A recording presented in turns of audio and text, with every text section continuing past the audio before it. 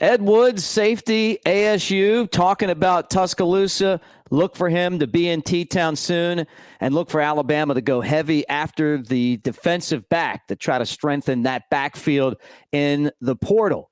On 3, best in the business. They're saying that 4-star Dawson Merritt, 93%, they're sure that Alabama is going to win over Kansas for his services.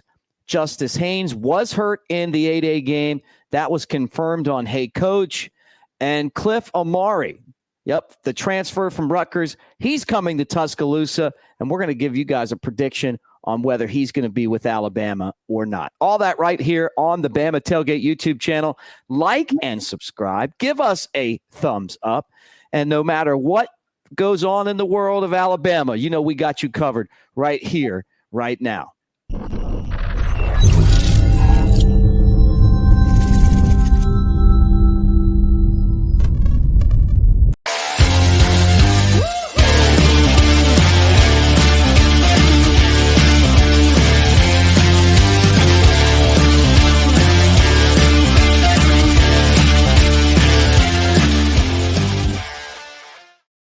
All right, there he is, big, sexy Elmo in the house, talking Alabama, at Brett Elmore Show, at Mick Gillispie. Brett, we've got so much to get into today. I can't tell anyone about WJLX and your morning show. I got to get right into Alabama football, and I'm going to go with this right here.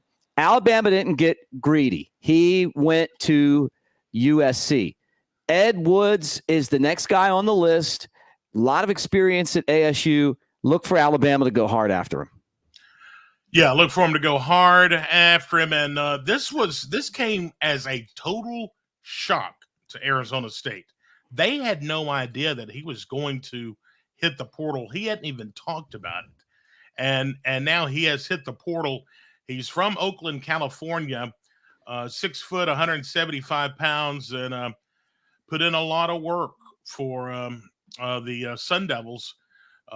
And he's a guy that's definitely got a target on his back, and Alabama's after him. Yeah, and they need him. I mean, right now, this is an area where you could look at the starters and you go, okay, the experienced guys, maybe they start. You're wondering about the true freshmen, how they can help out, but they need some help in this area. I mean, guys get hurt. Think about last year, Devontae Smith, we were expecting to have him, didn't get him back until the end of the year. You're not going to have Caleb Downs. You're not going to have Kool-Aid. And so you've got to try to go out there and find some guys that can help break up passes and also make tackles. And Woods is a pretty good tackler. Yeah, the past 2 seasons, last year, 33 total tackles, an interception. And then in 2022, 28 total tackles, and a sack. And, like I say, he's got plenty of game time experience on a high level, so he would be a great addition to what we're doing there at Alabama. Yeah, so we're going to keep an eye on this, and I got a feeling Alabama's going to put the full court press on Woods, and I wouldn't be surprised if he doesn't commit to Alabama. I got just a gut feeling on him. And I think part of it is that if you're Alabama, you need to get as much help as you can in that area. You didn't get Vance. And I'm not saying Vance is, a be-all, end-all player, but it would have been nice to have that guy with the experience. Now you got Woods, and you mentioned ASU didn't know that the guy was leaving. They actually had, a decent team last year. They've got some good players, and he's one of them, and Alabama's targeting him. Yeah, I mean, they're reeling over this, and some of the stuff that I was reading yesterday, they're reeling over this because they expected him to be there and be a major cog in that defense. But that's the way the transfer portal works. Yeah. And I mean, it's crazy how the portal is for all the teams, and obviously we've dealt with our share of it at Alabama since Nick Saban left. Okay, this is another big one. On 3, talked about them in the open. They do a great job. Used to work with those guys and love what they do. And if they say, guys like Andrew Bone, if Bone and the gang say that it's a 93% chance that Dawson Merritt, the 4-star from Overland Park, Kansas, is coming to Alabama. And then you look at the two finalists, Alabama versus Nebraska. Got to feel good about Alabama getting another big-time player. Yeah, I don't know how they rule it at 93%. If it's between Alabama and Nebraska, I would lean more toward 94%. But Dawson Merritt, yeah, the linebacker, we talked about him the other day, 6'3", 215 from Blue Valley High School in Stillwell, Kansas. Guy's a player. He's long. He's very athletic. And he can play a variety of roles in the defense. He was used in high school as one of those outside edge guys, an edge rusher. And he's real quick off the snap, and he plays with really good discipline. Plays with really good discipline. That's why a lot of folks are after him. And we mentioned that his stats last year: 83 tackles, 17 of those were for a loss, 7 sacks, 3 forced fumbles, and 2 fumble recoveries as a junior. And we mentioned his bloodline. I mean, his dad is Dave Merritt. He was drafted by the Miami Dolphins. I remember him in '93, and is currently the DB's coach for the Chiefs, Kansas City. So you have a nice ring, and I'm sure he does too. Yeah. And let me tell you something. Overland Park is the home of a lot of big-time talent right now. I mean, you're talking about guys here, guys that are playing pro baseball. It's become kind of one of these areas that's slowly becoming a hotbed, and maybe they're inspired by the Kansas City Chiefs. It's like right there in the Chiefs' backyard. So, we'll see. But this one to On 3, their guys see that this is going to happen. So, look for this to be maybe the next guy to commit to Alabama. Okay. All right, this one right here. You guys were asking us during the postgame show, you wanted to know Justice Haynes. What happened to Justice Haynes? Only had a couple carries. They didn't confirm this. We knew that he was hurt, but they never said, hey, he's hurt. Guess what, guys? He was hurt. Bernard on Hey Coach said that he was explosive until he got hurt. He didn't really get into the injury that he sustained, the seriousness, but it just confirmed something that we already knew. Yeah, we already knew that, and we were, but I don't think it's anything to be, on high alert about. He'll be fine and be back and getting into the summer workouts and fall drills. But yeah, he wasn't on his A game because he was hurt. Coach and a couple of players and everything were on Hey Coach last night on the Crimson Tide Sports Network, and it was nice to kind of hear Coach DeBoer's first appearance on the radio show. And yeah, some things were revealed, including that A-Day meal. Coach DeBoer said, well, he's an offensive guy, so he took the steak dinner instead of the beans. Yeah. Great show there without Coach Saban for the first time since 2007 talking football. Yeah, isn't that weird? Wow, man. I'll tell you what, Coach Saban was just wonderful. What a ride. What a ride. I guess it's just like, sinking in a little bit. And I'm happy with Coach DeBoer and everything that he's doing and his personality and, and all of that stuff. But I am too. But we talked about it during the A-Day game. I mean, that's when I think it really, started to sink in that, hey, he's not the coach anymore, No. Seeing him up in the press box and in the suites and everything, and it's that ride is over, but we're buckled in for a new one. Yeah. And buckling in or putting their hard hat on is Alabama basketball with Nate Oates. Cliff Omoruyi is visiting Tuscaloosa this weekend. Could he be the next guy to commit to Alabama? Brett, I think he's coming. I like the chances now. We're in pretty good company as far as his visits are concerned. He visited Georgetown a couple of days ago, or over the weekend. Yeah, over the weekend. And he's going to go to Kansas State.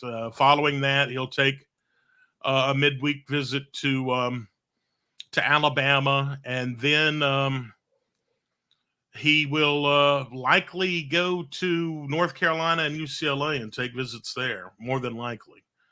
But I believe this guy. I think we have a lead on him. Like we mentioned, we've talked about him before.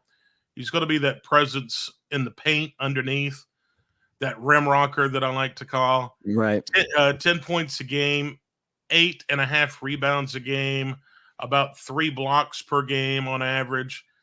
He's someone we need. We need to have that size and that bulk underneath, and he can do it. So we have he has 1 season of eligibility left. So it would be nice if he would come to Tuscaloosa and play for the Tide. Yeah, I mean, you got 5 guys transferring out. It looks like Mark Sears is going to be back at Alabama.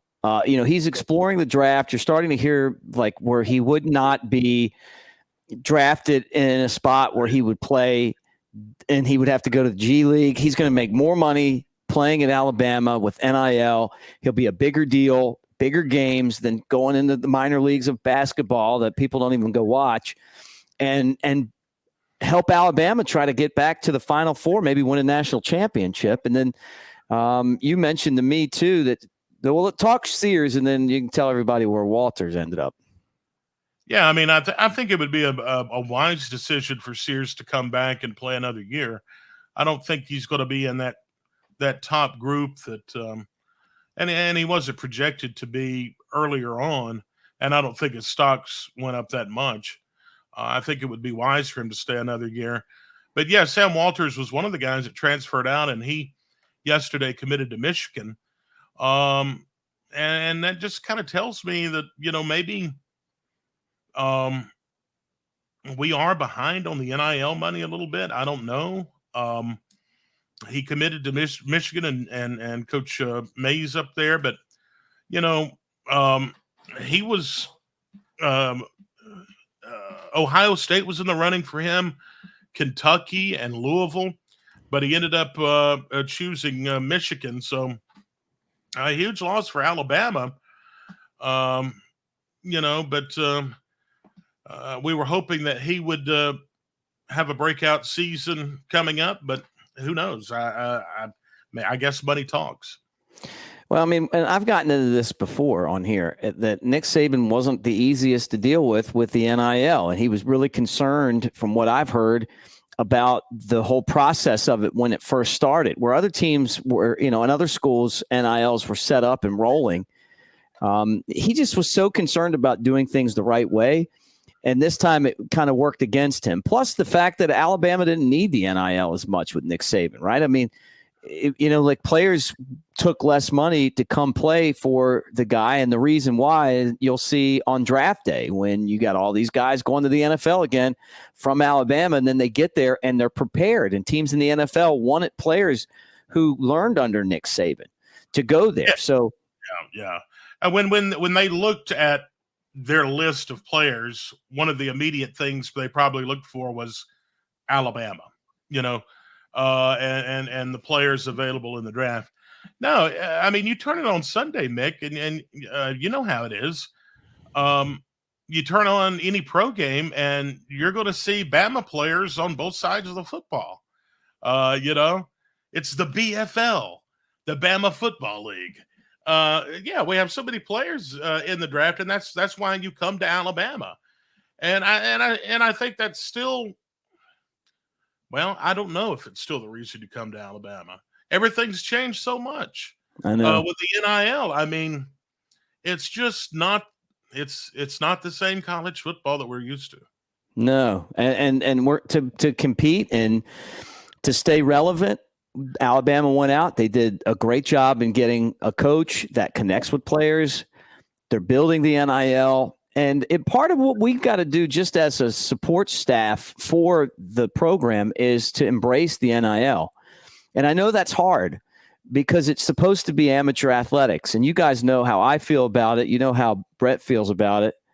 There's a lot of BS going on. Basketball is worse than football to me, that you would go to the Final Four. You play for a great coach. You get treated so well. and then you just leave because you know that you're going to make more money going somewhere else and have absolutely no loyalty. And it's not just at Alabama. I mean, look at Duke, look at Kentucky, look at Auburn. I mean, how would you like to be Auburn? And Aiden Holloway comes to Tuscaloosa. And look, I hope Aiden Holloway kicks the crap out of Auburn. I mean, like, I'm a big fan of his now. But, I mean, that's a pretty bold statement to make. But we had a guy leave the football team and go to Auburn when Nick Saban retired. So it's the same thing. They don't care as much about the university. They don't feel as connected with the schools like we do. It's that there's a loyalty to making as much money as you can for some of these guys in as quick of a period of time as you can. And I can't argue with that in the sense that that's what everybody's goal is, right? Is to make money. But it's a shame that the NCAA has no jurisdiction at all on how to set this thing up and make it fair for the universities, because where the universities used to just absolutely wear it out on the players, and make all of this money hand over fist, and they wouldn't give a guy an extra helmet or a T-shirt or a jersey or a pair of socks, and you get banged if you were a coach for buying a guy a hamburger or flying him home to see his family or bringing his family in. Now it's the other way. You're paying for these guys' educations. You're teaching them. Think about it, like the cost that it was to have all of these guys play basketball and sit on the bench, but learn. They're supposed to be the next wave up in basketball, and then a lot of these guys are going to other schools. So hopefully Sears comes back, and and Grant Nelson. If you get those two guys back, and then you add Amari, and then you add Holloway, and you build this thing back up. Nate Oates has done a great job of it. He's ahead of schedule on this, Brett, but it's tough. Yeah, it is tough, and it does seem like it does seem like it's worse with basketball. But heck, fire! I mean, you look at football. I mean, they were in the finals as well. That's right there at the very end. Yeah, I mean, you got two programs like that. The right there at the very end, two championship caliber programs, and you're wanting to transfer out. Yeah, yeah. I don't get that at all, man. I don't either. But that is the way of the world. And that's the way it is on this day in April 23rd. That's the way it is here in 2024. Which, by the way, today is National Asparagus Day, Mick. So I want to wish you a happy National Asparagus Day, and also World Table Tennis Day. That's like, if you're not familiar with table tennis, it's like an even smaller version of pickleball. Really? Ping pong? Yeah, table tennis. I think we do call that ping pong in the South. Okay. I've heard of ping pong. And also, Brett, you were telling me about your plans to eat some cicadas. I shared all of this with our audience this morning. Oh, yeah, cicadas, those things are supposed to come up out of the ground. If you haven't heard, they'll come up out of the ground. They stay underground. How long is it, Mick? Some of them are like 15 years or something. 16 years. They come out, and I think they come out and they mate, and some of them die off. I forgot what the thing is, but anyway, and also they're supposed to. There's a lot of stories floating around, but anyway, I'll get straight to the point. If you're in the New Orleans area, there's is it the Audubon insect place that they have there in New Orleans? They have this cafe there called Bug Appetit. And if you go there, they're going to be serving up fried cicadas. So I mean, that's apparently going to be a delicacy during this cicada season. So are they fresh? Were they fresh cicadas, or are they cicadas that are like frozen and sent in? I really don't know. Just make it up. You should have just said they're fresh out of the ground. They're fresh. I mean, it just sounds like a great trip to me. You're a fan of New Orleans, right? Yeah. Oh, yeah. But I'm more of like a. Well, I retired my hurricane drinks after the one the what was it, the Sugar Bowl we lost to Utah.